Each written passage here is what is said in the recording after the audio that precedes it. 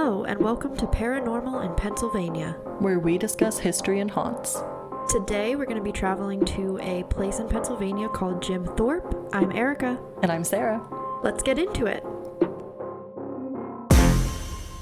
So, Jim Thorpe, PA is about an hour north of Philly. I'm laughing already because I read your notes. Which part? About your dad. Oh, so, yeah, he pronounced it Jim Thorpe. Yeah, I know. I couldn't keep a straight face when you said Jim Thorpe. I'm so sorry. I don't know where the Thorpe came from, but I don't know. And also, I don't know if it was a joke or if he genuinely thought it was Jim Thorpe. But I used to play soccer there, so I would have games there, and he would be like, "We're going to Jim Thorpe," and I'm like, "Okay." Yeah. Sorry, I didn't mean to derail your intro. No, I just when I pulled great. open the notes, I was like, "What?" So yes, we're talking about the old jail museum there, which is really cool. It was once known as the Carbon County Jail. And it was built in 1871 and was in working fashion until 1995. Wow. Yeah. That's like when we were born. That's a long time. Yes. And like modern day. Yeah. You know? So it's a 2-story building, and it contains approximately 72 rooms. There's 27 cells in the cell block. There's a basement dungeon that had cells that were used as solitary confinement until 1980. I hate this theme. We saw it with Eastern State, the like creepy basement dungeon. Yes, in the 80s and 90s. That's what I was gonna say. It ended in modern day again. Yeah. It's just crazy to me. The women's cells were on the second floor. And it also housed the warden's living quarters, which included the kitchen area that was used for both the warden's family and the prisoners. That feels not logistically sound. No, I didn't think so either. When it officially got shut down in 1995, it was purchased by Tom McBride and his wife Betty Lou, and they changed the name to the Old Jail Museum to hold the history that the building has. That's nice that Yes. they wanted to preserve it. Yes, and they hold seasonal tours, so it's not open in the winter because apparently it would cost $250 a day to keep it running in the winter. Wow. So they do not. It's just a seasonal thing. So that's all the history that I'm going to get into right now. Because the hauntings are very much tied to the history of the building in general. So the seasonal tours that occur, they happen in the daytime. They also have ghost tours that happen at night. So not as much natural light is able to get into the building. Mm-hmm. And they do not allow children on the night tours. Which is interesting. That's always a good sign that it's like actually very scary. Yes, and in one of the news stories I was watching, they stated that they don't do anything special. There's no effects. It's just the building because of how much history it holds. That's creepy. I find it creepy too. Yeah. Like the fact that they don't have to do anything. So the seasonal tours, that's where they share a ton of first-person true accounts that, like I kind of said this with one of the other stories that we were doing. They're careful not to share this on the internet because it's, you know, a small town jail. They want to kind of keep their stories within the tour. So I found a bunch of accounts that sort of, I was able to piece things together. Okay. Over the years, people touring have felt general paranormal activity, feelings of urgency to get out, a hand on their shoulder. A popular one is people pulling their hair, or they've heard somebody saying, "Help me." The pulling of the hair, wasn't that at the Jenny Wade house too? Yes. I That's don't know weird. if that's an easy way for a ghost to make contact with a human. Maybe. I'd like never heard of it. It's really interesting. And then apparently, according to Betty Lou, one of the owners, a 12-year-old actually communicated with a ghost. It was a man around 30 years old. And she was able to have him give her yes or no answers by moving her hand one way or the other. That's creepy. That's like a human Ouija board. Yes, and I want to stress that this person was 12. Oh my gosh. What? I'm not one to comment on parenting, but what? I'd like to know the background of her parents. Right, because that is terrifying. So there are 5 main rooms. I believe 5. I think I can count. It's 5. There's the library, the kitchen in the warden's house, the gallows, the dungeon, and the cell block. Okay. That is 5. Counted on my hand. Can confirm. Yes. So on the official website, they have a ghost section where they basically just lay out the info on the tours, on where you can get the tours, what the tours are like, etc. But they do have pictures around the edges that I thought were interesting. Oh, that's cool. Yes. So one picture shows what I think is one of the dungeon cells, and there's a block of light coming from the back of the cell where the window is, but like much stronger than natural light would be coming in. Interesting. Yes. They also have numerous pictures of the most clear ghost orbs I've ever seen. I mean, these are like phasmophobia. That's crazy. Yeah. It's insane. And some people might say, that these ghost orbs are the dust particles, but they're huge. Like, no way. Yeah. No way. And then in one general area, this was the craziest picture. So the place has a mirror somewhere in the building. I couldn't pick out where it was, and the pictures aren't labeled. But someone took a picture of the mirror while they were in the building. And when they looked at the picture at home, they saw help written on the mirror. No. Nope. Yes. I don't love that. No, and the site has a caption under it, not labeled, but it says, "No condensation was noticeable. Nothing was in the mirror. 100 people sat in this room and saw nothing until the person who took the picture went home, looked at her pictures on the computer, and saw the writing in the mirror." That's crazy. Right, so it wasn't even occurring in real life. This just appeared in a picture. Well, I feel like we see that as a theme. Like, people capture spirits and stuff like behind them in photos. Yes. Yeah. Yes, it's scary. very interesting. So I'm going to go through the rooms, and I'll start with the most mild, I think, and then kind of work my way down. So the library was a place that people used to be able to walk in during the tours. And in the early days of Tom and Betty owning this place, the humans would get shoved so hard out of this room that they would almost fall off of the railing that was directly outside of it. Gosh. And so these spirits at first were not really friendly. They wanted people out of this place. But apparently, Tom went into the room and said, "Look, if you don't knock this off, I have to call a priest." Oh my gosh. And then since then, the spirits have been friendlier in the entire space. Oh my gosh. This is the most mild. Literally taking threats of a priest. I was shocked because I was like, I guess that makes sense because you want to preserve the building. Yeah. But also these poor spirits. I know. I mean, that's like the other jails we've talked about. Eastern State. It's like they have reason to be angry. Yes, absolutely. Absolutely. So that was kind of the big thing with the library. The kitchen was, again, shared by the warden's family and the prisoners. The warden's wife would actually cook and make meals for the prisoners that were here. So she shared the space. That sounds weirdly friendly. Yes, because wardens are historically not terrible. Super nice. Yes. But she would do that. And so specifically in the warden's area of the museum, which from reports, I don't know that people are allowed up there anymore because COVID, so they kind of keep everyone downstairs. But objects will still move around the kitchen area, and visitors will hear pots and pans clanging, even though no one's up there. Do they think it's her? Yes. Okay. They think that it might be the warden's wife, still working hard to make meals for the people in the prison. Aw. That's sweet. Yes. Again, uncharacteristically so. Yes. Agreed. It reminded me of Jenny. Yes. In the kitchen making bread.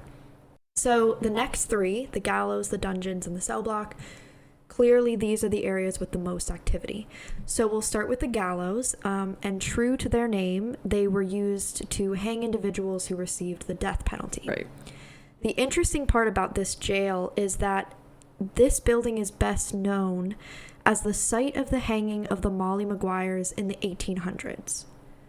Have you ever heard of them? Am I supposed to know who they are? Okay. So I never have either, and I was wondering if it was just me. No, I haven't heard of them. Okay, so yeah, it said that that's what they're most famous for. So the Molly Maguires were a 19th century secret society from Ireland that was active in Ireland, Liverpool, and parts of the eastern United States.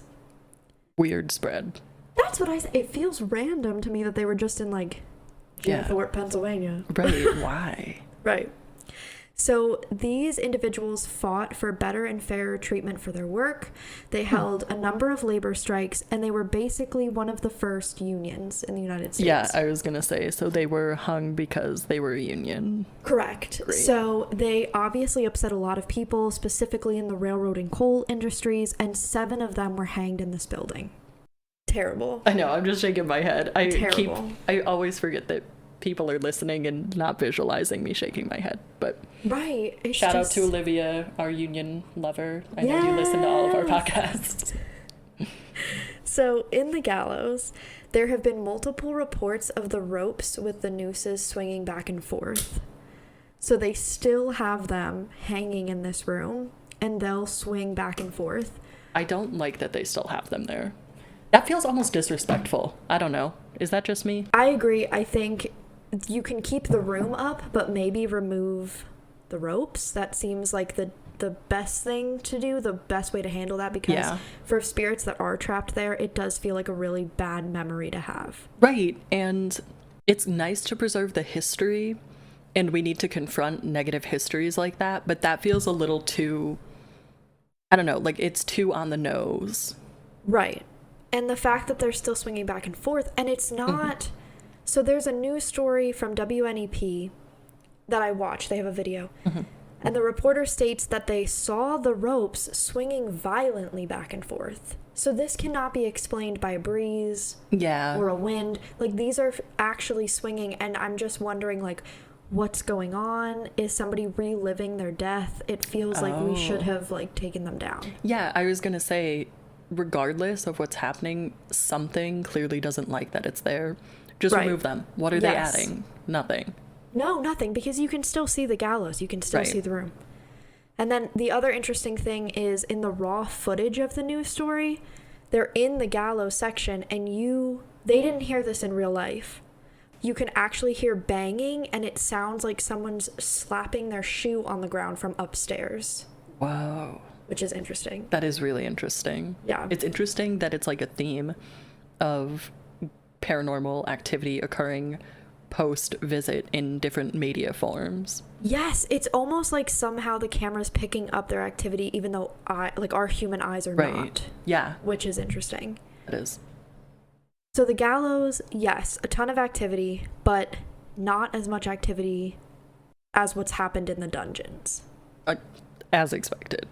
Right. So the dungeons, when it comes to modern paranormal activity, is arguably the most haunted room in this building. So they have lights now on the border for the tours, but back in the days when this was a real prison and the solitary confinement was used, there were no lights whatsoever, and people were handcuffed to the walls. You can still see the handcuffs that are in there. That is just terrible. Like we said in Eastern State, this podcast is not about modifying the U.S. prison system, but some of these things, it's like, come on, no light and being handcuffed to the wall. That's so inhumane. Absolutely. And people could be in here for up from 2 days, that was the minimum sentence, for up to 2 weeks. How do you even, like, that must start affecting your body. Absolutely. Because you can't move, and your eyes, oh my gosh. That's what gets me, is 2 weeks in a completely dark space, not able to move. I mean, once you get back upstairs, haven't people gone blind from that transition? I don't know if after just 2 weeks, but like, people have, their eyes have been permanently affected. Yeah. It's just insane. No wonder it's haunted. Yes. So Blaine Dart is the grandchild of Tom and Betty, and he sort of runs the place now for them. And he says that his grandfather was closing up one night upstairs and saw a woman run down the stairs towards the dungeon. He chased after her because they were closed, but upon getting down to the dungeon, realized that no one was there. That's creepy. That's like the red rose in Ghost ordering drinks. Yes! It's like, why does it happen at closing? Right. Because I would not want to come back. That's true. Or does it happen not at closing and they just think that they're patrons? That's true. That's also true. I wonder. Yes. Blaine also says that his cousin was working at the museum and went down to the dungeon to turn the lights off in the dungeon when time seemed to stop and a white light started circling around him and he heard someone say, "What are you doing here?" No. It would be hard for me to go back down. Yeah, I would never. Apparently, Blaine said the lights were not turned off that night. Yeah. Totally understandable. I would be like, what am I doing here? Yeah. Like, let's get out. Yes, let me rethink this job and maybe I'll just go somewhere else. Yeah, maybe just not. Yeah. And then there's a review on the official website with a picture attached. And this reviewer took a picture of one of the cells in the dungeon. And you can see on the side where the Tor lights are, like the tiny little lights. But coming out of the cell with no real beginning or end, you can see a white streak coming out of it. I feel like a lot of the ghosts that we've talked about show up as shadow figures. It's really interesting that at this place, it's showing up as like lights. Yes, that's like the majority. But funny that you say that because people have also reported that they've seen shadows walking into and out of the cells. So it's got everything. Yes, which is interesting. But yeah, it does show up as light a lot in this It's place. almost like the anti of the solitary holds, you know? Yes, which is so interesting to me that it just... Because even that block of light that you see in one of the dungeon cells on the picture on the website... it's like a huge block of light. So strange. Yeah. So, as I said, the dungeons have the most activity. For clear reasons. Yeah. Clear reasons. But the cell block may not have the most paranormal activity now, but literally the craziest thing I've ever heard has happened in Cell 17. Cell 17. Yes. So, remember earlier when we were talking about the Molly Maguires and I had said that 7 of them were hanged? So, a lot of them, sadly, claimed that they were innocent throughout their entire stay in the prison, and historically speaking, at least some of them likely were, if not all. Right, because they were just hanged because they were Union. Yes. So, yeah, okay. They were arrested and, like, tried for murder. Right. And that's what people think that... Franklin Gowan and his Pinkerton agent James McParlin basically set them up. So Franklin was the railroad and coal baron, and they think that he did this obviously in an attempt to break the Union. Yeah. So Alexander Campbell was one of those individuals in the Molly Maguire, and he wanted to prove that he was innocent. So he rubbed his hand on the dirt in his cell floor and said, "This handprint will forever remain on this wall, proving that I am innocent." And then he placed his hand on the wall. And Don't tell me it's still there. It's still there. From June 21st, 1877. Also, they documented in history every single time they've tried to get rid of it. So they've painted over it. They've plastered over it. They actually built a whole new wall over this handprint, and it has come back through the wall every time in the exact same place, in the exact same size. That is crazy. Isn't it? I like have chills. No, that me is too. Crazy. It is insane. And I'm surprised that people haven't reported more activity because it feels like there should be activity down here. Yeah. But the only thing I could find is someone in a TripAdvisor report. They stated that they were viewing the handprint, and when they started to walk away, they felt someone tug on their shorts, and they thought that it was one of their grandchildren, but they turned around and no one was there. So a very small piece of paranormal activity in a huge area of opportunity, I guess. Yeah. And then lastly, the interesting thing is when more historians looked at this handprint, they realized that it may have actually been the handprint of someone named Thomas instead of Alexander Campbell, but they're not sure. Do we know Thomas's story? It's the same thing. So he was also one of the Molly innocence. Maguires. He was just hanged a few days after Alexander. Either way, it's like a testament of innocence. Yes. So, yes, that's the story. I think that I would visit it. I definitely think that I would visit it.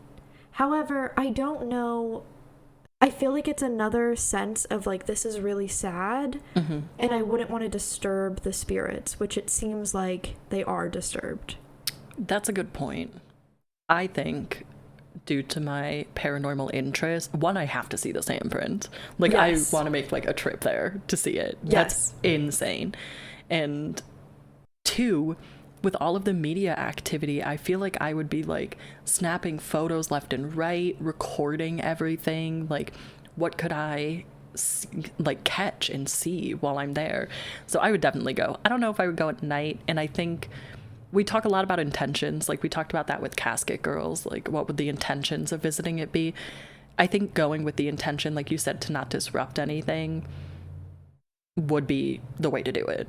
Yes, absolutely. And I agree. So they actually state on their website that children aren't allowed in the Right. night tours. However, they've stated that people still catch things on the day tours. So if you're paying attention, if you're taking pictures, you may end up catching something. It's not, a situation where you can only go at night to really view these ghostly happenings, which is interesting. I'm literally typing into Google Maps, how far is this from us? Yes, and I think it's like an hour north of Philly, so probably about 4 to 5 hours, I'm thinking.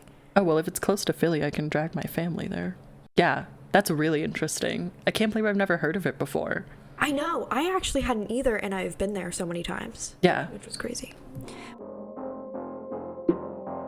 So that is the story of the Old Jail Museum, formerly known as the Carbon County Jail in Jim Thorpe, Pennsylvania.